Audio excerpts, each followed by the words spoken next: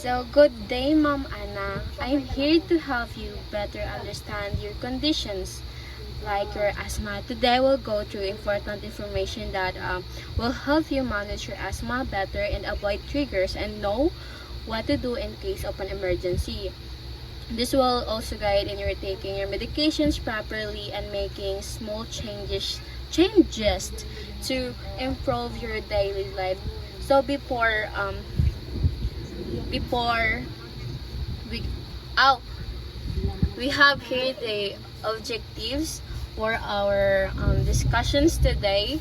For my teachings, we have the understand the anatomy of the lungs, define bronchial asthma, recognize asthma symptoms and danger signs, identify causes, risk factors and triggers, and learn medications, treatments, and prevention strategies, and then the demonstrate emergency response and daily management.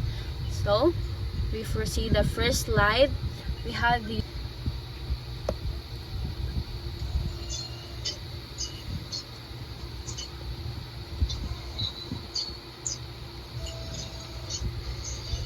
Lung cancer is the leading cause of cancer deaths in Malaysia for both men and women. Your lungs are two spongy organs in your chest. The left lung is divided into two lobes, or sections, and the right lung has three lobes. When you breathe in, air enters your nose or mouth and passes into your trachea, or windpipe. At the carina, the trachea divides into two bronchi, that merge into smaller bronchioles. The bronchioles end in tiny air sacs, or alveoli.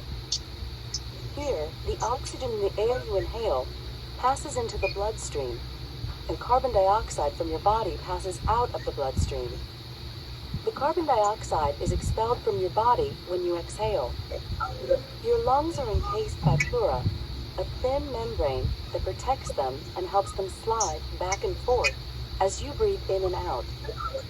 Underneath your lungs is the diaphragm, a smooth, thin muscle that helps your lungs expand and contract as you breathe. Your lungs are connected to small collections of immune system cells called lymph nodes by way of lymphatic vessels. You have groups of these lymph nodes near your lungs, above your collarbones, and behind your breastbone, as well as in other parts of your body. The lymphatic vessels carry bacteria, cancer cells, and other unhealthy material away from your lungs and other organs in a clear fluid called lymph. Lymph nodes filter this material out of the lymph. Lung cancers most commonly start in the bronchi. give your mom, it will give you a better idea how your lungs work, and what asthma really is and why managing it is important. After watching, we'll talk more about it together. So next is define bronchial asthma. So the chronic inflammation of the airways, and then the airways overreact to triggers, thus cold air exercise, and leads to tight muscles, swollen, leaning, and mucous symptoms, wheezing, coughing, and the shortness of breath. So asthma is a long-term conditions where your airways are always a bit swollen and sensitive when you breathe in something irritating like dust, smoke, or cold air. Your airways tighten, swell more, and make thick mucus that make it harder to breathe. Example is like trying to breathe through a straw that's being squeezed and filled with syrup. It's become hard to get air and out. That when you might cough and squeeze or feel tightness in your chest. Next is. So we have here the early and severe asthma symptoms. First is the early warning signs. This may indicate the beginning of respiratory issues and should not be ignored. And then the persistent cough, and then especially at night, and then sensations of chest, tightness or discomfort. So in the early signs is a cough that doesn't go away, especially at night or after activity. Is example that like you're sweeping the floor and suddenly can't stop coughing. And then that's we have here the next is the severe symptoms. These signs suggest that the condition is worsening and may require urgent care, like wheezing that occurs even while at rest, difficulty speaking in full, and then the sent out full sentences due to shortness of breath. And then the severe signs is wheezing loudly, needing to stop walking to catch your breath. Example, you feel out of the breath even while just folding the clothes. And then next is danger signs, or the emergency. These are the critical symptoms that require immediate medical attention. Flush, the discoloration of the lips or face indicating a lack of oxygen. Confusion of disorientations, which may signal that the brain is not receiving enough oxygen. So the blue lips and trouble speaking or feeling dizzy or like you might faint. Example, you try to call for help but can't say more than 1 or 2 words. So next slide. How genetic and environmental factors interact to cause asthma. Genetic factors. Some people inherit sensitive airways, making them more prone to breathing problems when exposed to triggers. And then next is the environmental triggers: smoke, pollen, pit dander, and then infections can irritate the airways and worsen breathing issues. Last is the inflammation cycle. Triggers cause the airways to swell, make it harder to breathe, and leading to symptoms like coughing, wheezing, and shortness of breath. Wala na ako.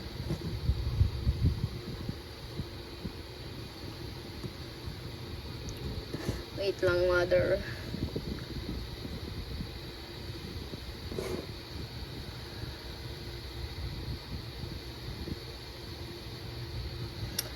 So, asthma may come from a family history of or your environment. Example, if your parents, like sa sinabi mo man na yung mo mother na may kusan genetics na asthma, or siblings have asthma, you might have it too. But even without a family history, if you're always around smoke, chemicals, or strong perfumes, your lungs can become irritated and develop asthma symptoms. Like sabi mo sa smokes, pag nasa store ka, bisan, dili, kahit na hindi ko yung nakikirilyo pero nalanghap mo, magkakos pa din yun sa asthma mo. Next is the triggers of asthma. The trigger of asthma, we have the dust mites, pollen, cigarette smoke. Then the cold air, stress, strong smells, dirt, certain medications, and weather changes. Yung dust from the shelf at the store, sa atong tindahan. Cigarette smoke from customers, like you said, and the strong smells like perfume or bleach. And then the cold air when opening the shop early in the morning. Stress or emotions like when you're or overworked. Example, one time after cleaning with lunch and talking to a smoking customer, you felt tight in your chest and had trouble breathing. That's a triggered asthma attack. This is the asthma medication. The oral meds that you give it to me when when I interview you. The doxycycline, methylprednisolone, and AC, the levofloxacin, and then the loratadine.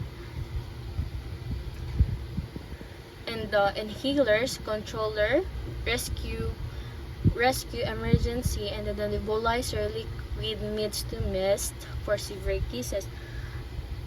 Ang medications mo, mother, na dexaphyline is ang purpose niya is to open your airway so air can flow easier. And then the The NAC, methylprednisolone, reduce swelling in your lungs, and then the NEC is lozenge stick mucus. The levofloxacin fights lung infection. Loratadine helps with allergies from dust or pollen. You can also use two types of inhalers. You have the controller inhaler, the rescue inhalers. Ang controller inhaler, use it every day to prevent attacks, and then the rescue inhaler, use it during an asthma attack. Example, even if you're not having symptoms, still take your control medicine daily. It's like an umbrella that protects you even when it's not raining. We have the asthma prevention tips. Avoid triggers, take medications regularly, get vaccinated, keep surrounding clean, and then manage stress. Here are some ways to avoid attacks. The answer is stay away from people who smoke near you. Take your medications every day as prescribed. Use a mask when cleaning dusty areas, and then avoid strong perfumes or spray products.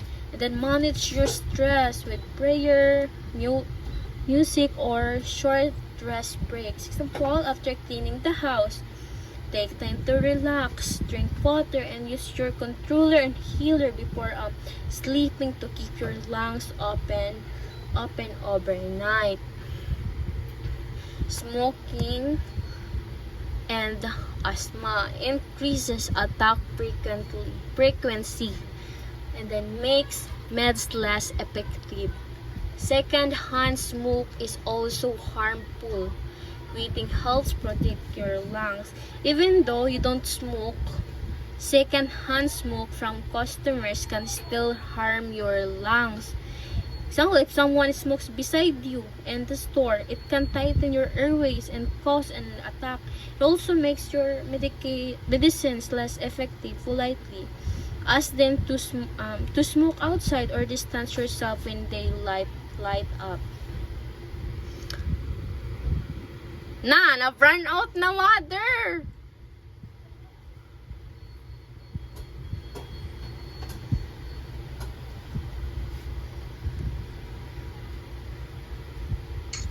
Sige lang kay may ilaw man. Tuloy-tuloy man din yan. Signal. Nawara ka lang. Imo lang mata nakita. So, last na lang ni. Next is emergency steps during an attack. Use your rescue inhaler. Take 1 to 2 puffs. And then set upright and loosen any tight clothing. 3. If you're not feeling better in 4 minutes, take another puff. 4. Still no improvement, call emergency services immediately. So if you suddenly can't breathe well and your lips pull tightly or blue, don't wait, get help quickly. So daily asthma habits. For the morning, take your controller inhaler and check how you feel. During the day, avoid smoke, drink lots of water, and avoid stress. At night, use clean pillowcases and a dust-free fan. And then weekly, clean pans, filters, and avoid using strong cleaners. And change and wash your bedding.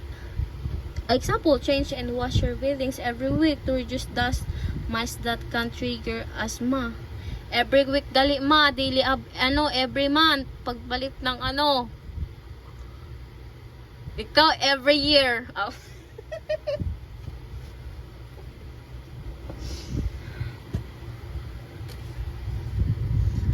So for the conclusion, asthma is a serious but manageable condition. By understanding its causes, recognizing the symptoms, and knowing how to avoid triggers, patients can live healthier, fuller lives proper use of medications, lifestyle adjustments, and strong family support all play a vital role in managing asthma effectively.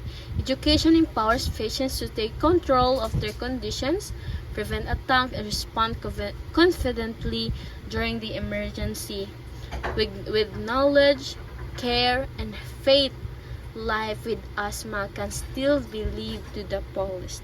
So, Ma'am Anna, asthma can be managed with knowledge, discipline, and support. You're not alone. Your family, your faith, and your healthcare team are here to help. Keep praying, follow your treatment, and take care of your surroundings.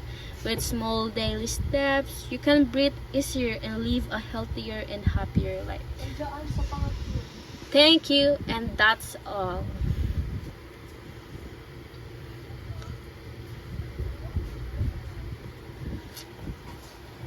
Tapos na.